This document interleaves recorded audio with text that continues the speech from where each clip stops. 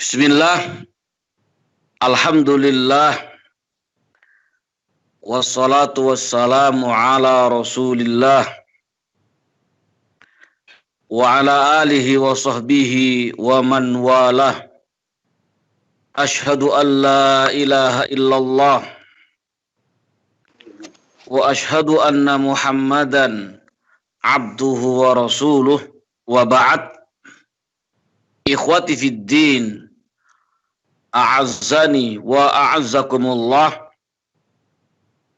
Sesungguhnya hanya dengan nikmat dan pertolongan Allah Azza wa Jal, pada malam ini kita bisa saling berbagi faedah. Kita bisa bertemu walaupun di udara. Dan apa yang akan Ana sampaikan setelah ini sesungguhnya adalah sebuah nasihat buat Ana pribadi secara khusus dan antum sekalian pada umumnya. Dari apa yang telah antum sampaikan di grup tentang tema pada malam ini, tajuk pada malam ini, bukan hanya persaudaraan satu nasab atau satu garis nasab rahim, tapi persaudaraan seagama.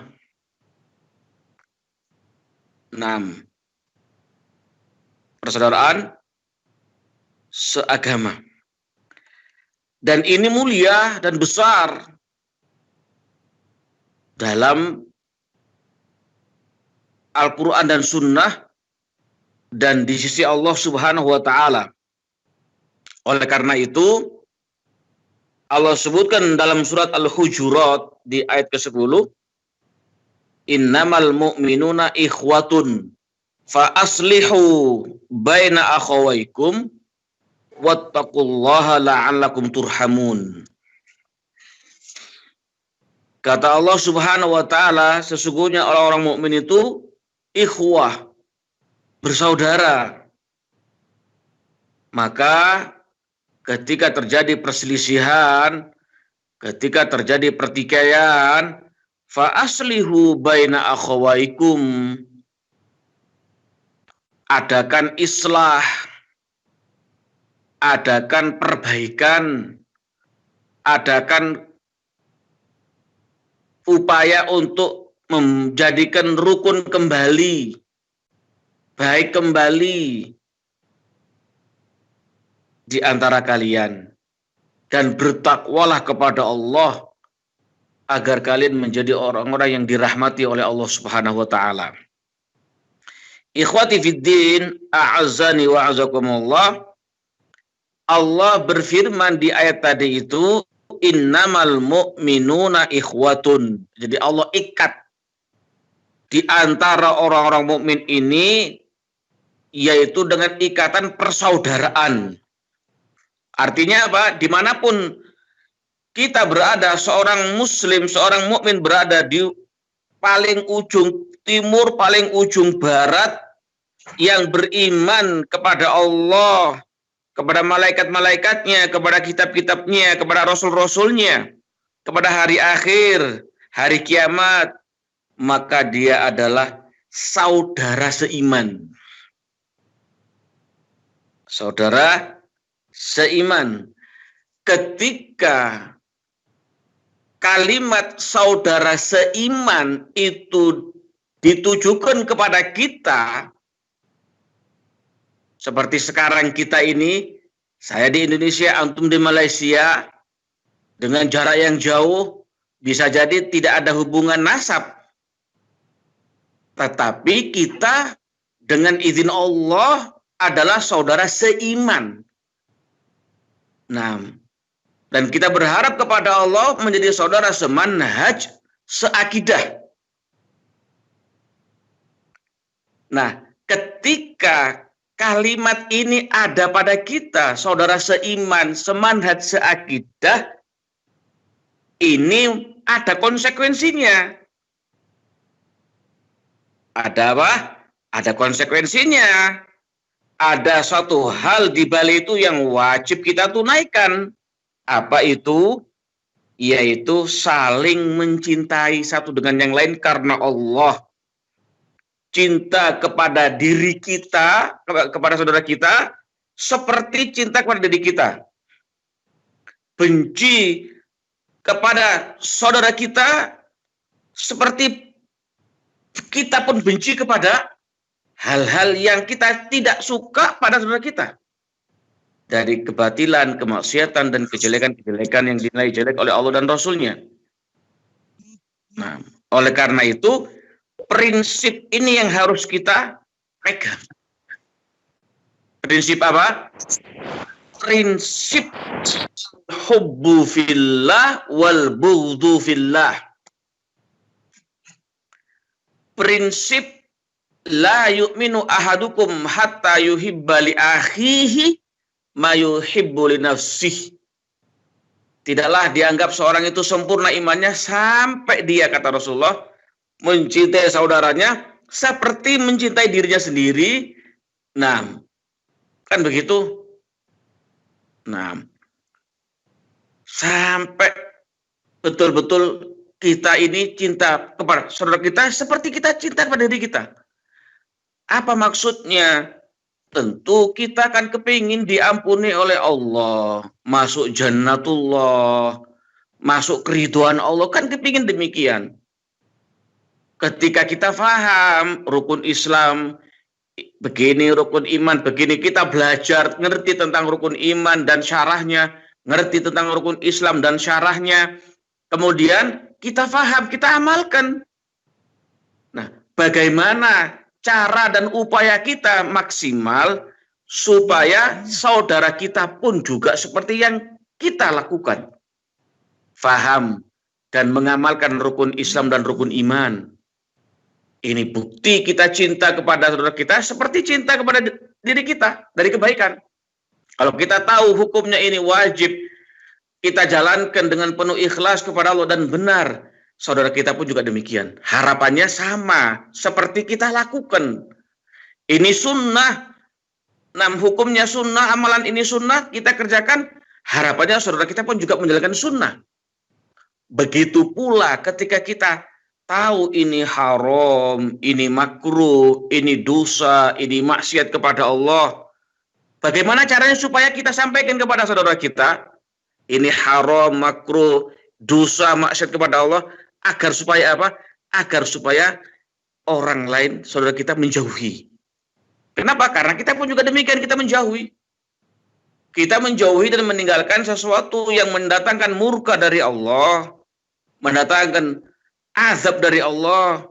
Maka yang seperti ini sampaikan ke saudara kita. Bukti kita cinta kepada saudara kita karena Allah. Agar saudara kita menjauhi dan meninggalkan perkara-perkara yang haram atau yang maksiat atau yang dibenci oleh Allah Subhanahu wa taala. Ini yang harus kita kedepankan ya ikhwan. Sungguh yang seperti ini betul-betul nikmat persaudaraan yang besar jika betul-betul karena Allah, lillah wa fillah. Naam. Ikhwati fiddin, a'azzani wa zakumullah. Oleh karena itu, maka Rasulullah Shallallahu Alaihi Wasallam itu betul-betul memerintah, mendakwai, menyuruh untuk menegakkan hak-hak ikhwah imaniyah. Hak-hak ikhwah imaniyah. Hak dan kewajiban sebagai saudara seiman. Apa kata Rasulullah? La tahasadu wa la tanajashu wa la tabaghadu wa la yabi' ahadukum ala bai'i ba'dhin wa kunu ibadallahi ikhwanan. Al-mu'minu akhul mu'min la yadhlimuhu wa la yahdzuluhu wa la yahkiruhu. Masya Allah, banyak lafaz yang berbeda tentang masalah ini. Naam, sebagian riwayat Imam Muslim dan imam-imam yang lain meriwayatkan dengan lafaz yang berbeda. Nah, ikhwati fiddin, a'azzani wa jazakumullah, ketika kita mendapatkan dan merasakan ukhuwah imaniyah, persaudaraan seiman, semanhaj, seakidah, maka di sana ada hak-hak, berarti hak dan kewajiban. Apa itu? Kata Rasulullah, jangan kamu berbuat hasad, wala tahasadu.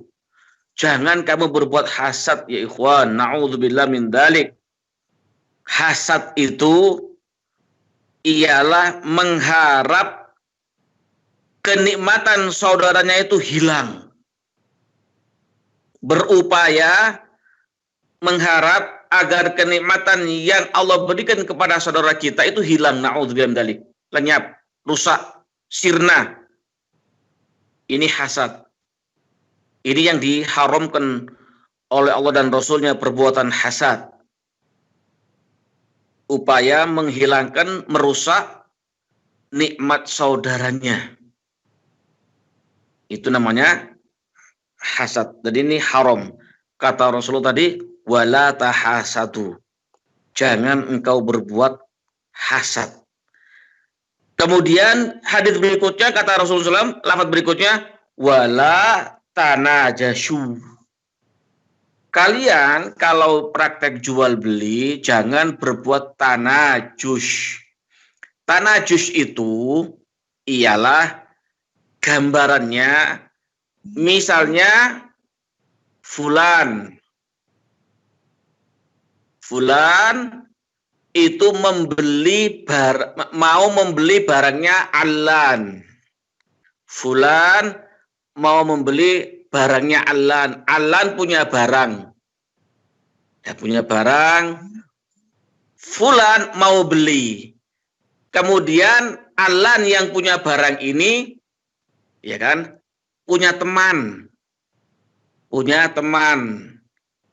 Temannya Allan ini menawar barangnya Allan tadi. Misalnya taruhlah sepeda motor umpamanya ya. Gampangnya sepeda motor tahun 2016, merek Honda apa dan sebagainya. Nah, harga pasaran 10 juta umpamanya. Kemudian temannya Allan tadi nawar. Begitu. Tapi tujuan nawar tidak ingin membeli. Nah, tapi tujuannya apa? Tidak ingin membeli, agar harganya itu tinggi. Jadi bermain jelek dengan Allan. Sehingga fulan yang nawar tadi itu nggak bisa dengan harga normal, tapi harga yang sudah tinggi dengan sebab permainan Allan dan orang ketiga tadi yang temennya yang menawar tinggi. Nah, boleh nggak ini 11 juta umpamanya? Padahal sebenarnya 10,5 pasarannya. Dia nawar tidak ingin membeli, ingin menaikkan harga. Akhirnya fulan tanya berapa ini? Itu ditawar 11 tadi juta padahal bukan niat untuk beli. Ini tanajus, ini haram. Wala tabaghadu, dan jangan di antara kalian saling membenci. Jangan di antara kata Rasulullah saling membenci.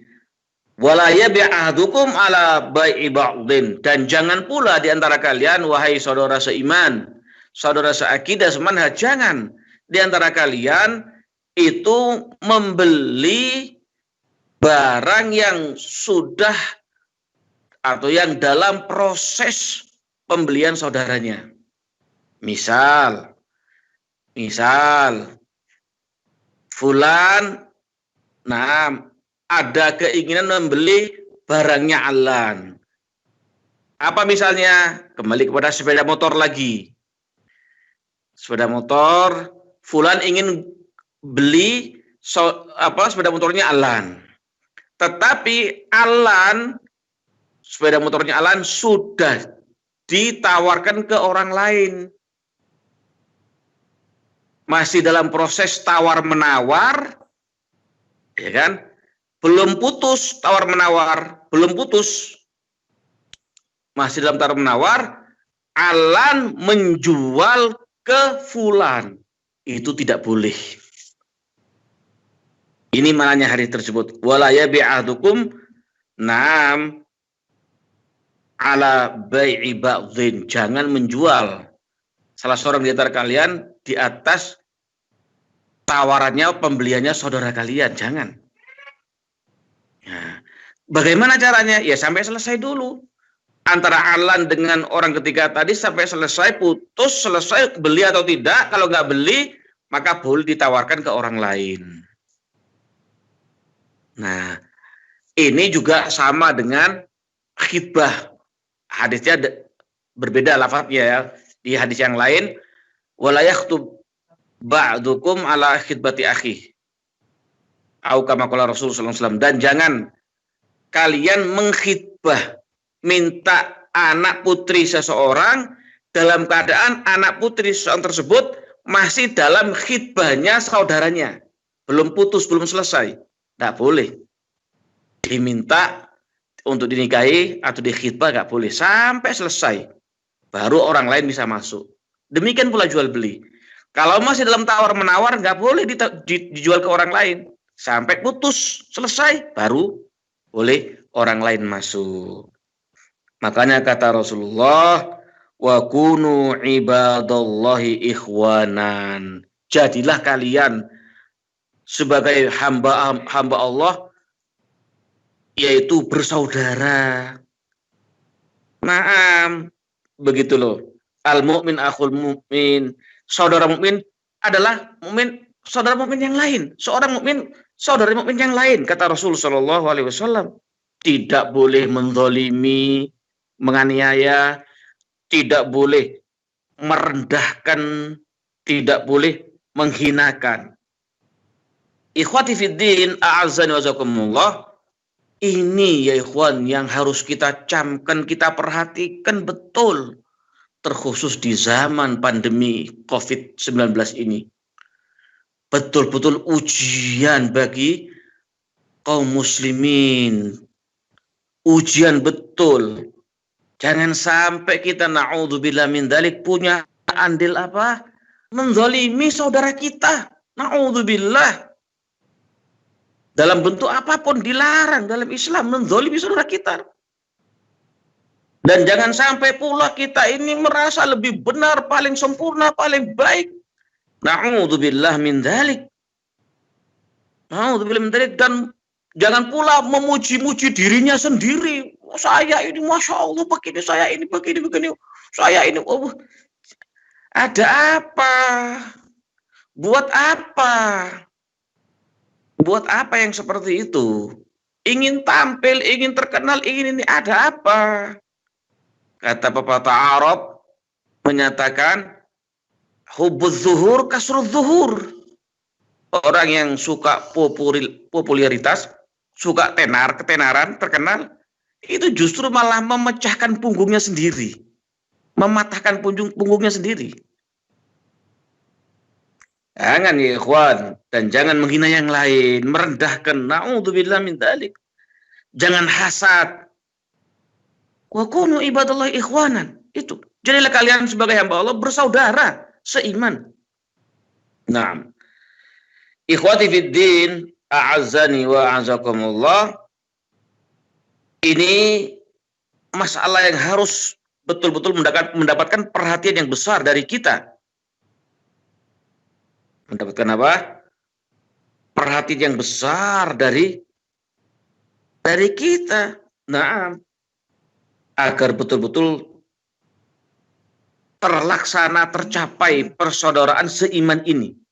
Sampai kita mati, sampai kita meninggal, ikhwan. Nah, Ikhwati fiddin, a'azani wa a'azakumullah, disebutkan oleh Imam Al-Qurtubi rahimahullah dalam tafsirnya ayat tadi, innamal mu'minuna ikhwatun fa aslihu baina akhawaykum wattaqullaha la'allakum turhamun tadi. Kata beliau dalam ayat ini ada 3 masail, fihi salasu masail. 6.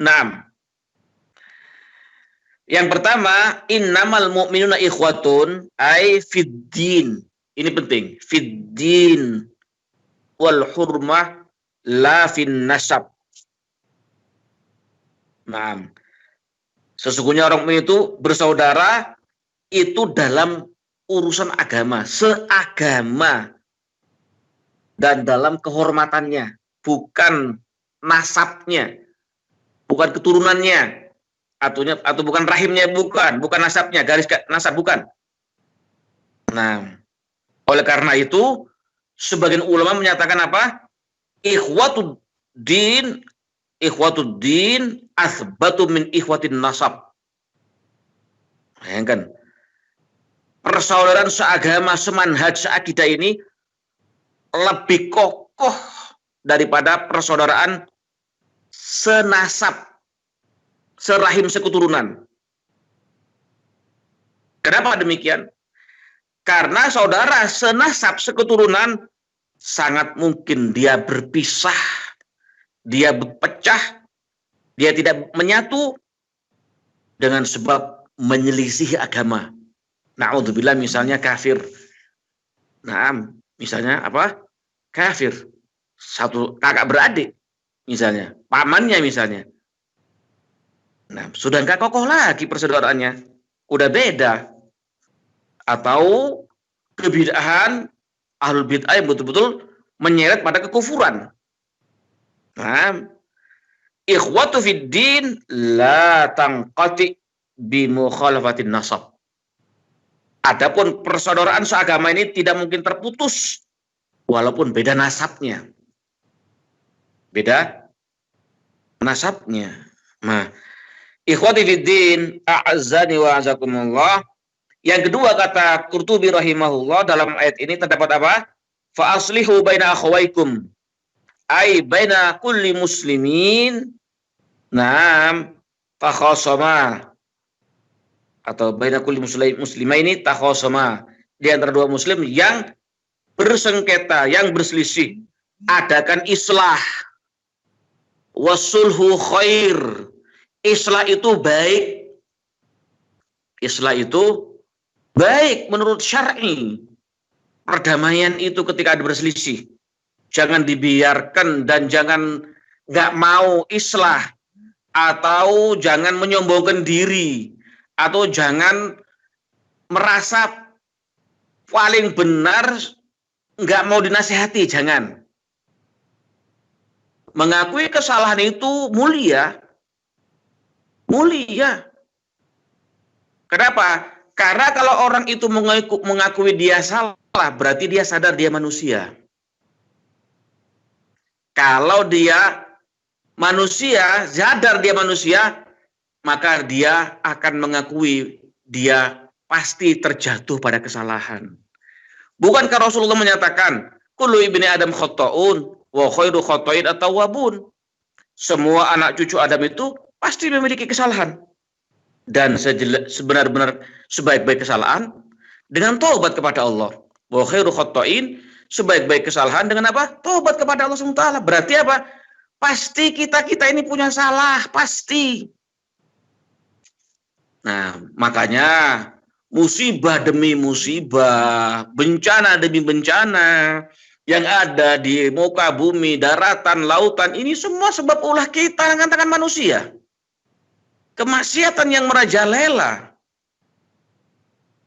Nah, pelanggaran syar'i, kebid'ahan, kesyirikan, dan berbagai macam maksiat kepada Allah dilakukan di muka bumi ini, akhirnya turun bala.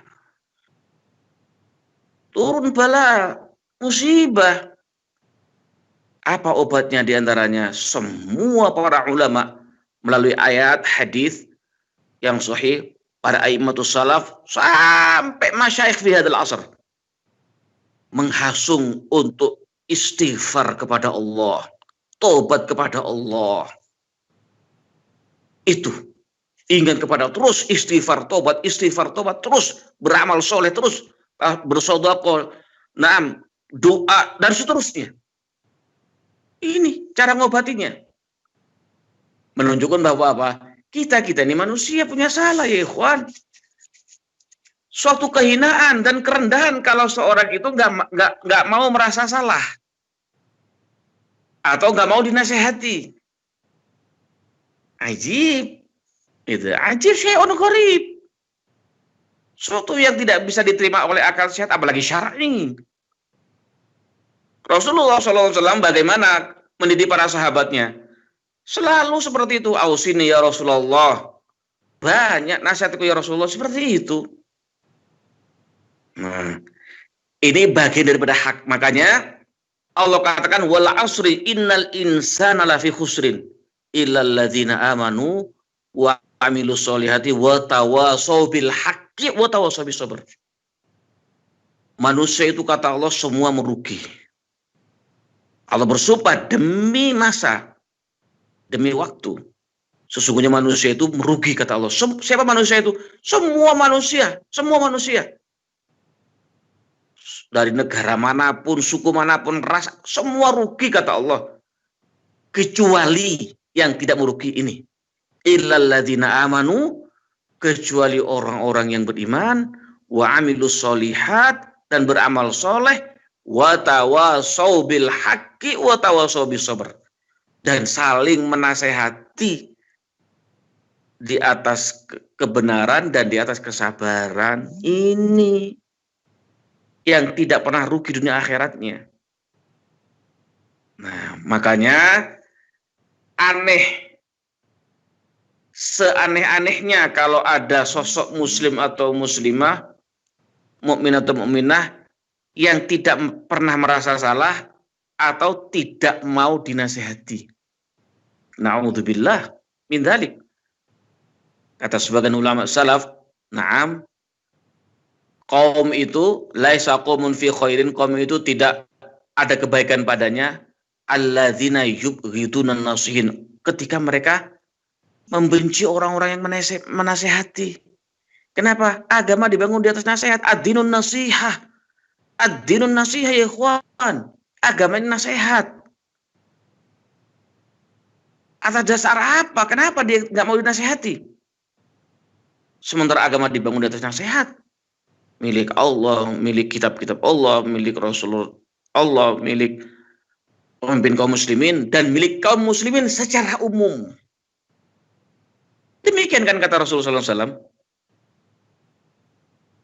Bahwa nasihat itu adalah simbol agama, tiang agama. Nah, na'udzubillah min dzalik, ya ikhwan, jangan sampai kita menjadi sosok muslim yang tidak mau dinasihati, yang tidak mau merasa salah. Musibah, innalillah wa inna ilaihi raji'un. Naam, ikhwati fiddin, a'azzani wa jazakumullah. Dan juga disebutkan oleh beberapa para ulama yang insyaallah taala kita akan teruskan ya pada pertemuan berikutnya. Satu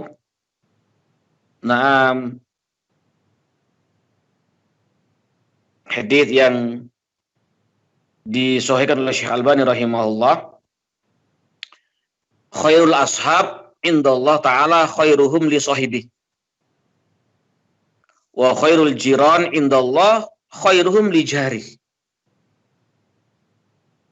Ini penting ketika Rasul menyatakan khairul ashabi indallah, sebaik-baik sahabat, saudara, teman di sisi Allah adalah mereka yang terbaik kepada sahabatnya. Dikatakan terbaik kepada sahabatnya ketika apa? Ketika saling mencintai karena Allah. Saling tolong menolong. saling menasehati, saling memberikan faedah, saling memberikan manfaat, tidak hasad, tidak saling membenci, tidak saling menghina, tidak mendolimi. Kan begitu. Ini sebaik-baik sahabat di sisi Allah Subhanahu wa Ta'ala. Adalah yang terbaik kepada sahabatnya. Dan sebaik-baik tetangga di sisi Allah adalah yang terbaik kepada tetangganya.